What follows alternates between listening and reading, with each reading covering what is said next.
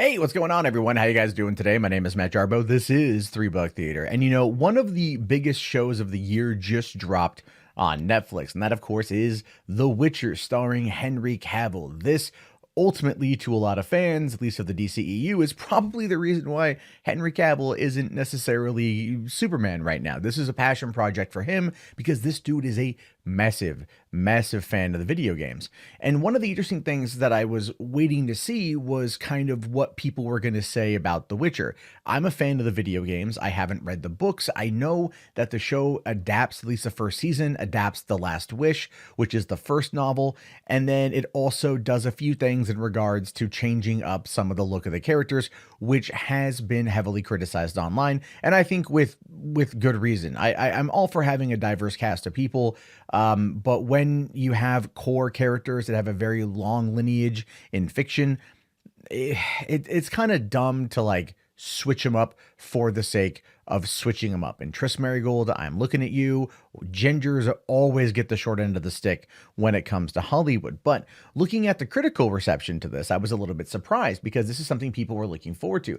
Over here on Rotten Tomatoes, which remember, as I like to say, Rotten Tomatoes is a grain of salt situation.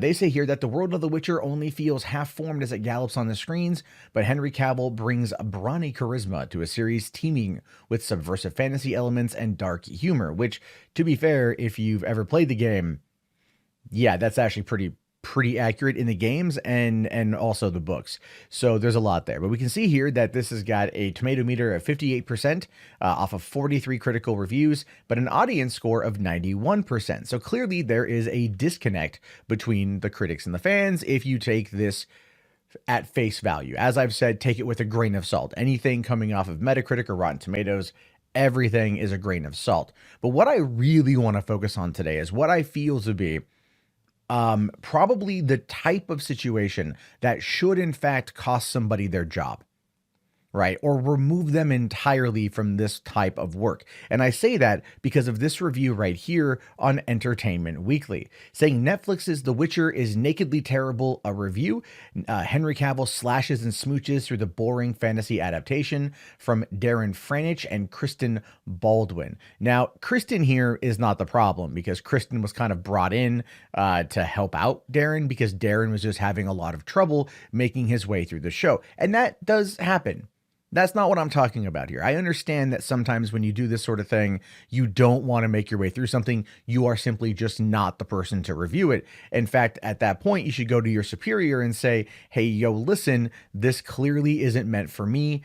Can we get somebody else on this that could potentially be a bit more fairer to it or who might be more of a fan? And I say that predominantly because when you have something that's a fantasy adaptation of a long-running book series, as well as a very popular video game series, it might be better to have a fan come in to review it first because, quite frankly, the fans are going to be the ones that are going to be devouring it before anybody else. And maybe that positive word of mouth might be something that helps get more people into into the scene. It'd be like, for example, if someone reviews Star Wars and they start off by saying, I'm not a Star Wars fan, I'm not going to give a crap what they have to say. I just don't care what they have to say. I'm a Star Wars fan, as evidenced by the stuff behind me. I'm a huge Star Wars fan. So you don't have to be the biggest one on the planet, but you have to have a fundamental understanding of what you're reviewing, I think. And especially when it comes to not only the fantasy genre, but genre media, genre movies, genre entertainment as a whole. And maybe I'm just being a stickler on that front, but really, yeah, that's where I'm going to draw the line. I'm sorry. I don't think I'm alone on that. And if you agree with me, let me know down in the comments section. Now, it says here that Darren Franich was planning to review the Netflix series The Witcher by himself. Then he watched half an hour of the premiere and begged his critical colleague Kristen Baldwin to join his quest. The results were not pretty. So right off the bat, it does tell you that he did not like the show. And as I just said, he should have then gone to his superior, his boss, and been like, yo, this isn't for me. Not gone to somebody else and been like, hey, can you come on in to help out with this? Because clearly I can't do my job and I need help to do my job. But it's Entertainment Weekly. That doesn't really seem to be out of the norm for them, only because it's a lot of poppy stuff. And the whole thing through, they go through the interview. I've read the review, and they go through it all. They bash it, right? Now, this is where it gets a little bit interesting because this is where I think the massive problem comes from. So Darren says here, because life's too short for Netflix drama running times, I skipped ahead to the 5th episode, which brings the Yennefer and Geralt plot lines together. Episode 5 also features magic Viagra and a master orgy set to some truly ridiculous retro softcore music, which I actually heard about that scene from some people too, and it was actually highly recommended. They said it was really funny. Going on to say here that I do think there's room for mature content, fantasy romp in our post Game of Thrones universe, but external exposition runs alongside a tin ear for dialogue. Here's the thing though.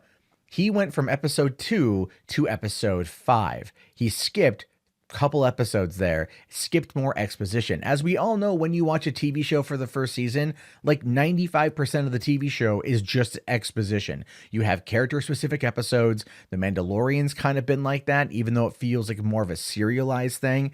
It still is going to be something that is going to be introducing us to characters and giving us those specific moments in order to bring everyone together. If you saw this last episode of The Mandalorian, you know what I'm talking about. Also, the dead ending, right?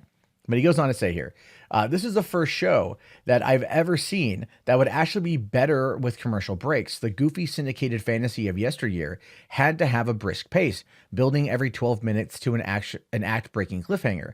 The Witcher fully embraces the endless movie layout of the worst blank check streaming TV. At the end of the series premiere, someone tells Alan's Princess Ciri that Geralt is her destiny. In episode 5, people are still telling her that Geralt is her destiny. I assume that they will meet in the final season finale. Alas, my destiny is to never watch this bore fest ever again. And grade F. Think about that. Think about that for a second, right? What you have here is a reviewer who hated it, and that's fine. That's their right. That's their choice. They can definitely hate it. That's not a problem. But instead of giving it over to somebody that would do a better job with it, that would better understand the property, better understand the stories being told to better convey a review, they just skipped over some episodes, gave it an F, mocked it relentlessly, and counted that as doing their job.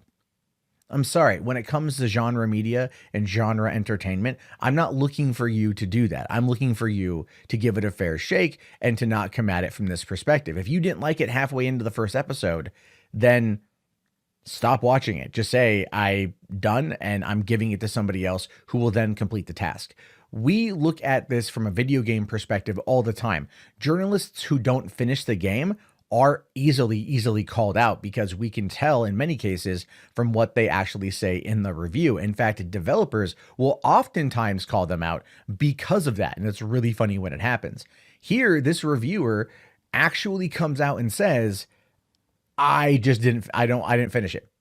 I got to episode 5, which is what Netflix provided to critics. They gave them the first 5 episodes out of 8, and that's what they gave them. And here, they didn't do it. You know, they just finished it. I'm never going back to it again. So they're not even giving it the proper conclusion. They're not even giving it their full job to the end of the season.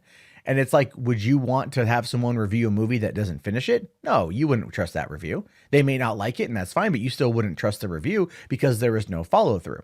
You know, I catch a lot of crap for criticizing people who consistently go after Star Wars, and people like to use my coverage of Ghostbusters 2016 as some kind of gotcha, but my coverage of Ghostbusters 2016 was heavily influenced by what the studio, the director, the cast were doing and saying in the months leading up to the movie. And guess what I did when the movie came out?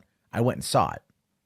I paid my money. I took my girlfriend. I bought our tickets. We went to a preview screening of the movie the night before, and we both didn't like it, but we still sat there and we watched the whole thing, and we then went and formulated our own opinions. There was follow through. If you are a reviewer with no follow through, I have no respect for you. If you're a critic, whether you are a pundit or an actual journalist, and you have no follow through, I have no respect for you. I just don't. I'm sorry. I'm not going to take anything you say on this particular subject with any actual value. The Witcher is a show that I've been looking forward to see. I'm not going to get the chance to start watching it probably until later on tonight, which is unfortunate. I got a lot of Star Wars stuff to do. That's just the way it is.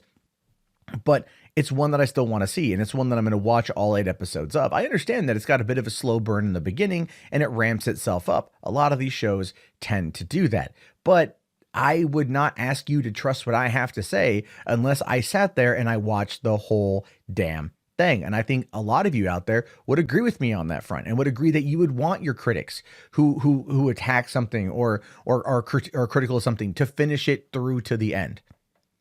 Whether you like it or not, you at that point, you've made that commitment and you should honor that commitment. If not, why the hell is anyone listening to you in the first place? Right? Anyway, this is probably one of the most egregious examples I've seen of this. These people are access media and they just kind of like spit in the face of the creatives. They don't even do them the service of the follow through. They skip around, they mock it, and they consider that to be doing their job. And I just find that to be woefully terrible, to be honest with you. But anyway, look, I could be wrong. This could just be my very bitter, cynical take on it. And I want to hear what you have to say about this. Do you think that I'm right in being stubborn, that, not demanding, but holding these critics to account for finishing what they start? Or, should we just let it go and move on with our day? I am, again, very curious to know your thoughts and your opinions. Let me know down in the comments below. I'll talk to you guys later. Have yourself a great day. Thank you very much for watching, and peace out. Hey, thank you very much for watching the video. If you want to keep the conversation going, and if you've made it this far, you clearly do, come on in and join the Discord. Link is in the video description. Can't wait to see you there. Have yourself a great day, and peace out.